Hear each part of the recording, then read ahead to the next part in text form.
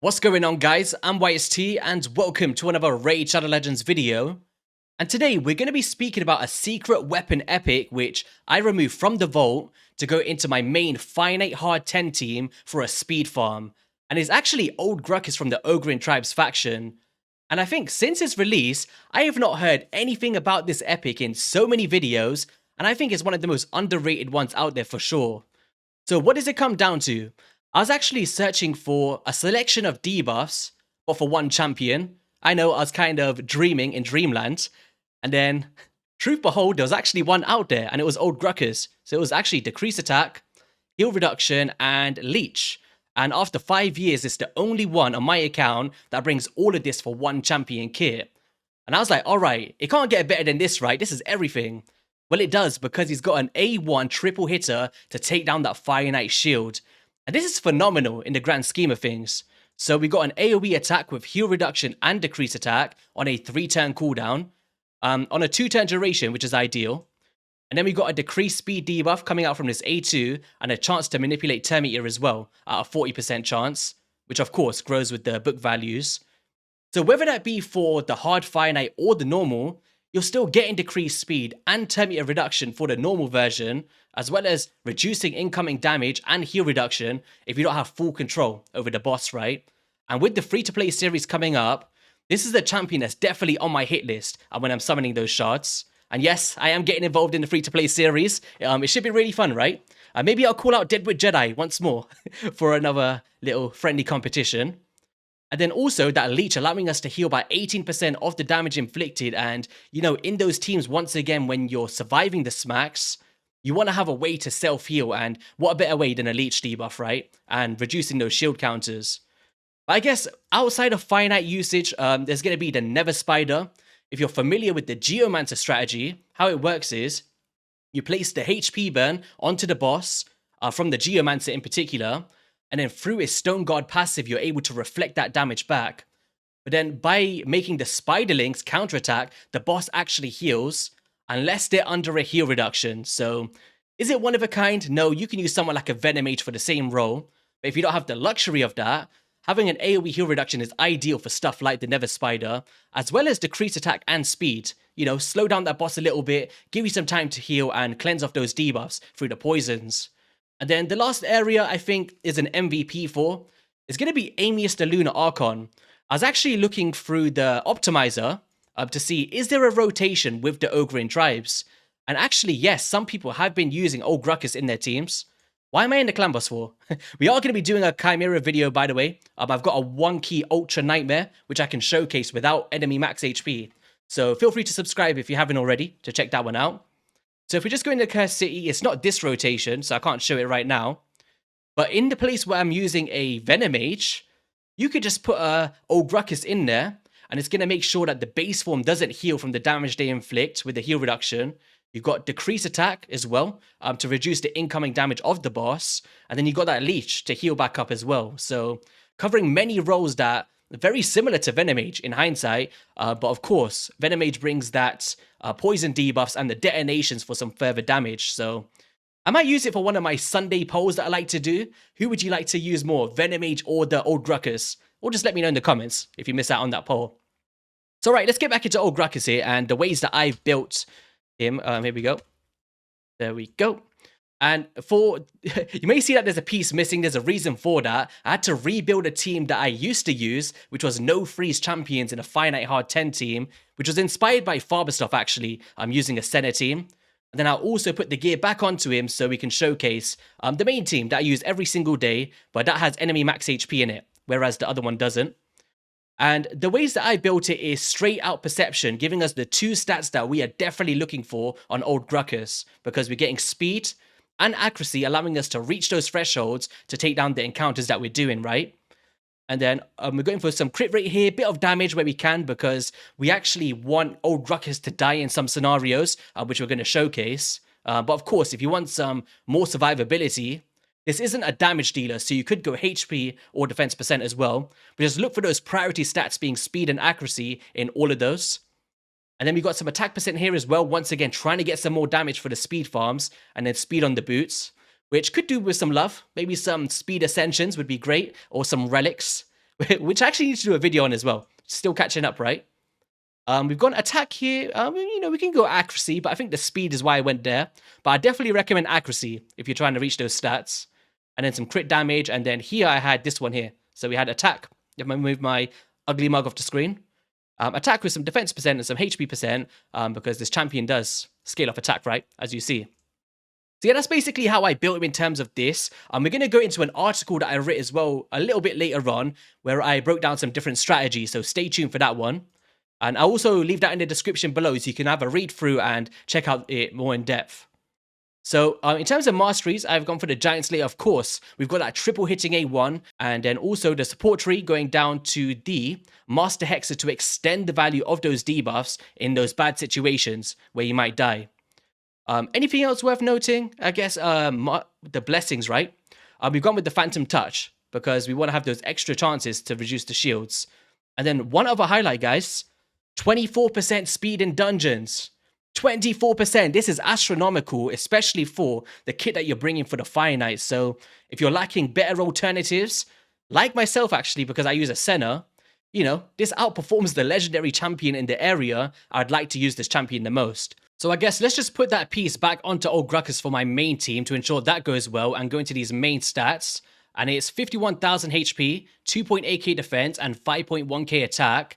In terms of speed, we're at 270, but in the live arena bonuses, that's taken up to 284, so that's worth noting.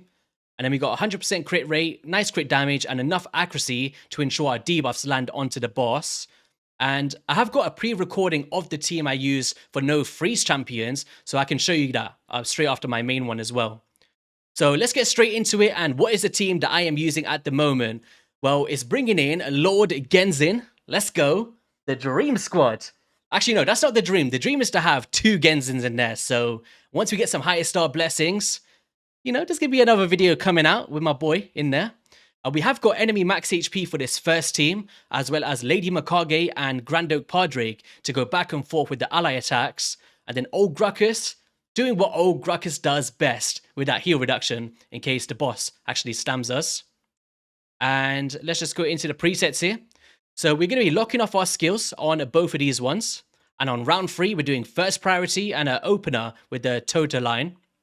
Just to make sure that the decreased speed is active on the boss from the jump. And then Lady Mikage, we're locking off absolutely everything. And then first priority on the ally attack, of course. And locking off these other skills because we want that Shadowkin synergy with Genzin to ensure some more damage, especially with that Phantom Touch blessing. Genzin, we've got an opener. And we got a first priority on round 2, and then opening with the flowing cuts to just crack down that shield counters. Newt, very similar thing to Genzin, and first priority on the Blessed Bash, and we're just locking off this skill, so we've got some more manipulation of turn meter with the freeze debuff. And then we're doing opener here, first priority here, and then locking it off here. It's not a bad thing to put this one, but we have got decreased attack from old Ghrukkus, and we don't really need the weaken too much. I just prioritize the Blessed Bash. And then, yeah, same with this one as Mikage. Locking off, and first priority and second. So let's get into this one first. See how it's rocking and rolling, and then we'll bring up the no freeze team as well. So boom, taking them out. Let's go, old Ghrukkus, showing that leech off. Let's go. Give us some of that damage inflicted with the heals. Let me know, by the way, what's the teams that you've built for Fire Knight, whether that be for the hard or the normal. I'm actually very interested to see what kind of teams you guys have put together out there. Yeah, there's literally, when I was thinking about it, there's literally no other champions that I would replace for old Ghrukkus in the comp like this. There just isn't on my account. Like, Venomage could be a potential, but why would you want to do that? If you've got a triple hitting A1, it's just so much to pass up on, right? In terms of reducing the shield. Because look how many there is. There's like 21. Yes, crazy. So here we go. Cracking it down. Boom. Gonna lead in. And because the turn meter fills from Genzin from the first ally attack, makes him cut in to make sure that shield's down even more. We're then dropping that down. Look at that. Decrease speed goes out exactly where we need it. Drop it down a little bit more. And then we're going to be leading into that Blessed Bash next to just take down the HP. There's the heal reduction because we are anticipating at least one smack from the boss. And to ensure that we survive that, we need to have that crucial debuff active, right? Now, don't get me wrong. Sometimes we do it without it. But right here, boom. We need to make sure that we're surviving that, especially with no revivers in this particular team, right? That's the best way to do it. And then we're going to come through these ally attacks again, take down the shields, and then before you know it, Blessed Bash is just going to finish up the job alongside Genzin. Here we go. And this is the one that I use, 100% speed farm. I put it on multi-battles for my fusions. We're cleansing off those debuffs with Pardrake, and it's just inevitable. It's about to finish very soon. Maybe some Merciless I might put onto my Newts, because then we can reroll the Blessed Bash, right? Speed up a little bit.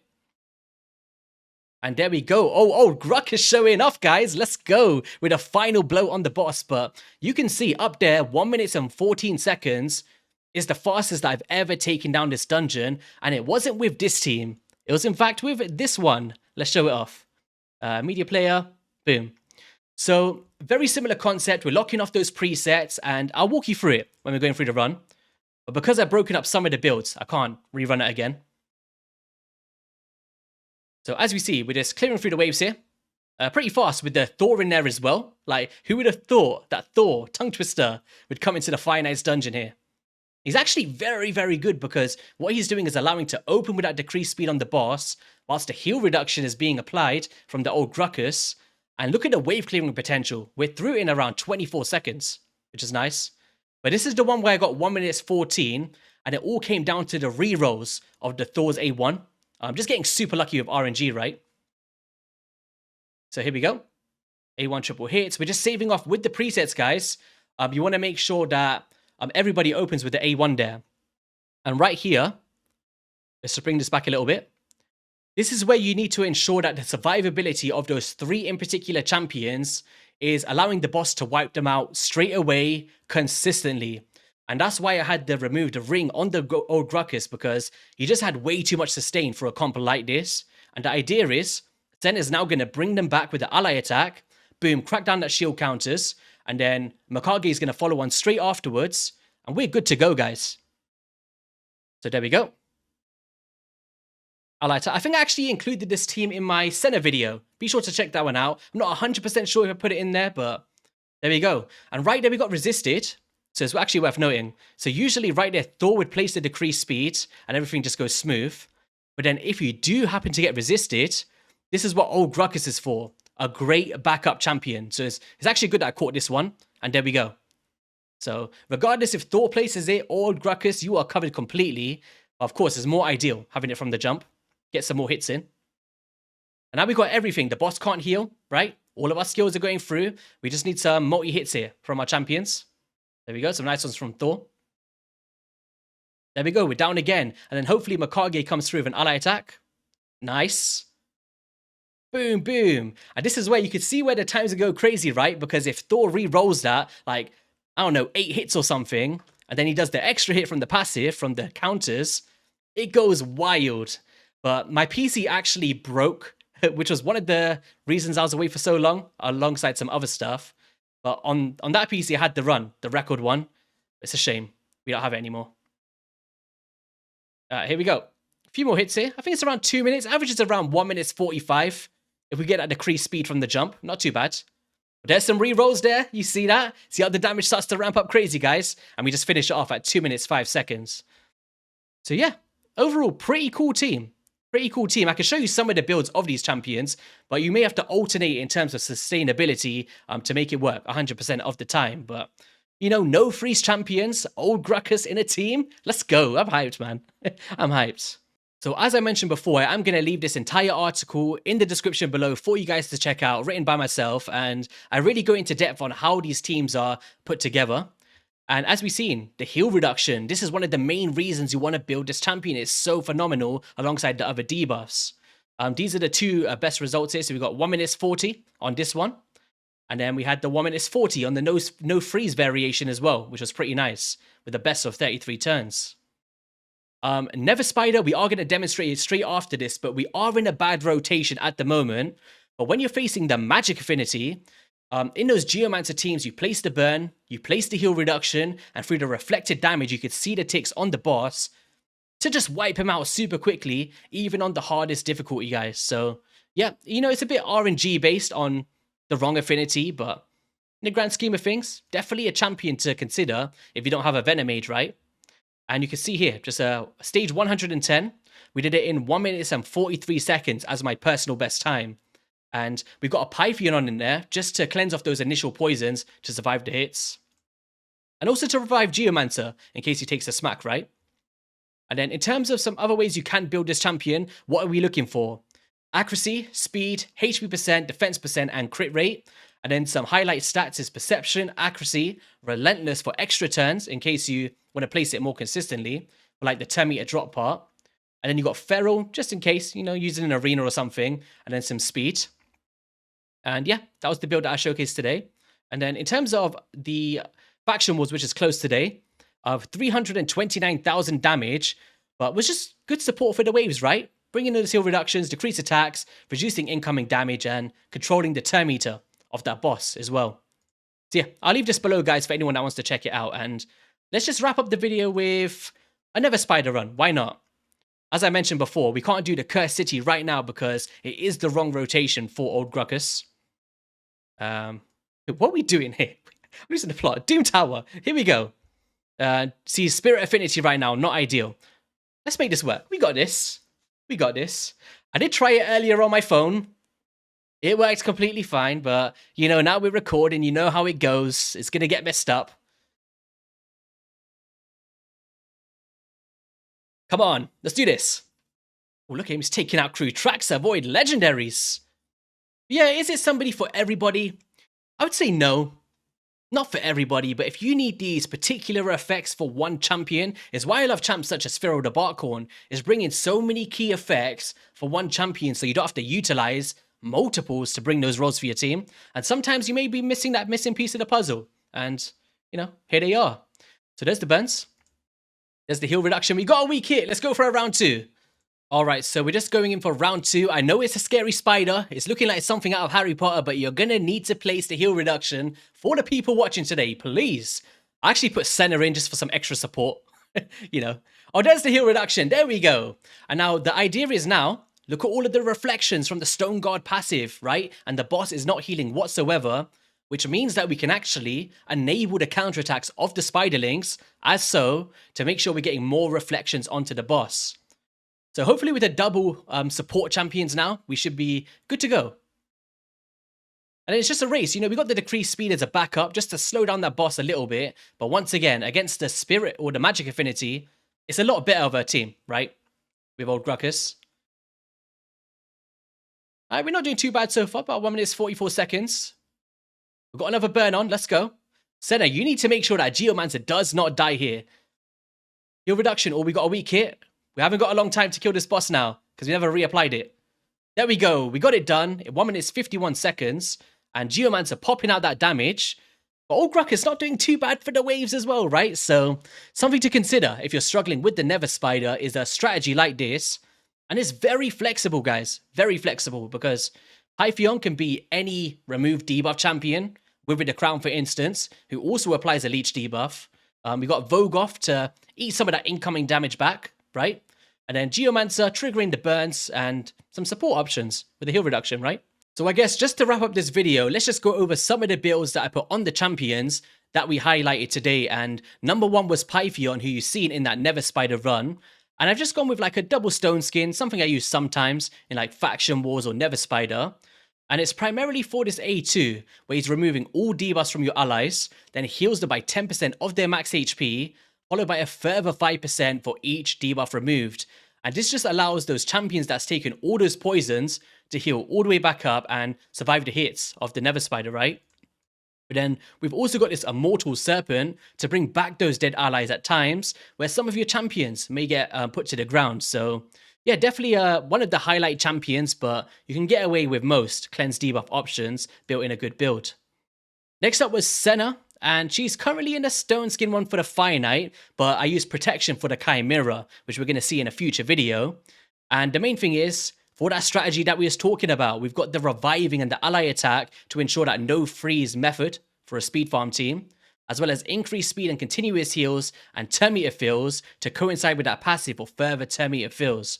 So overall, one of the best champions for that, and one of a kind in terms of that revival effect. And then overall stats on her was a 304 speed going at 318 in the Fire Knight team that was showcased, right? And once again, the stone skin is definitely most optimal because it ensures that you don't get the decreased speed from the jump, and only Mikage takes that in that team. And then Old Ghrukkus was just how we showcased today. And then Geomancer, this one was the... Oh, this is the War Master one. Okay.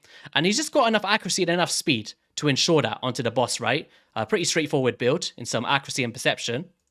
Vogoth, we've got a Guardian build, which is absorbing some further damage. And through that passive, we're able to place that Leech debuff, as we see here. But also eating up that damage for our allies as well to survive, right? Heals all allies by 50% of the damage received. And this is just like my favorite build that I put on a Vogoth. Tumizio was just for like wave clearing. Nothing crazy going on here. Lady Mikage is in a stone skin one piece, and that's mainly for arena. And she's currently going at, in Fire Knight, 343. So one of the fastest champions highlighted today. And mastery wise, just kind of going War Master and accuracy tree. You know, there's so many different builds for Mikage, right? And we're just locking her down to that base form for the ally attack, with the increased attack as well, and then the A1 for the Shadowkin synergy with Genzin. Then talking about Genzin, he's actually not in a lethal build, believe it or not, or any kind of crazy damage one. We've actually gone with Perception because we want those debuffs to be active on the boss, and we also need sufficient speed to actually outlap the boss as well. And I really struggle to do that in a pure damage one. But that's not to say that I've not built damage on him, because we've got crit damage in there. We've got attack percent and speed on the boots here. We've gone attack on the banner, crit damage here as well, and then attack with some nice rolls. Overall stats for the Fire Knight, we was going at 292 speed. It's crazy for Genzin. He's going all over the place. But I think above 270 is kind of the safe place to sit at, because he does have that A1 ability to fill the turn meter, right, by 6%, with a total of 18% from all the hits. And then we've got decreased defense for the waves and the boss, and then some nice single target damage as well. So yeah, definitely one of the best ones to pair with Mikage for the Fire Knight for sure. Grand Oak Padre is in a reflex. We want to cycle round to the ally attack more often, and we're going at 319 speed with the Ascension bonus there, or Live Arena bonus, sorry. Yeah, pretty straightforward build. Something I used for the Doom Tower, but I just carried that same build, or not Doom Tower, or the Hydra, and I carried that same build into the Fire Knight straight afterwards. New is in a build like this. You could see that when I was doing the other team again for the Senna, I actually took a piece off. But yeah, he's just in a lethal build. Nothing crazy going on here. And we're going at 267 speed. Well, I say not crazy. That is pretty fast Genzin, right? But I use him for Sand Devil as well. And then, yeah, these are kind of damage stats. You guys can take a little cheeky screenshot if you wish so. And then last but not least, we had Thor coming in with probably the best damage build of the video. And he's going at 261 speed, 330% crit damage, enough accuracy, and a lot of attack percent as well. And he's built in a Merciless. We're able to ignore 35% of defense, as well as decreasing the random skill cooldowns to just take out those waves, right? In whichever content that you're facing. Primarily for Hydra, this build is for. Masteries, we're going down to Helm Smasher on him, and yeah, that was pretty much it. And all these champions were booked as well. So yeah, on that note, that is going to be all for today's video, guys. If you did find it enjoyable, be sure to hit that like and subscribe button, and let me know your overall thoughts on Old Ghrukkus as well, and would you be using him after seeing today's video? And I'd also love some recommendations for future secret weapons for the series. You know, maybe I can highlight them for you guys out there. Have an amazing rest of your weekend or day, depending on when you're watching this, and I'll see you all on a video soon. Peace.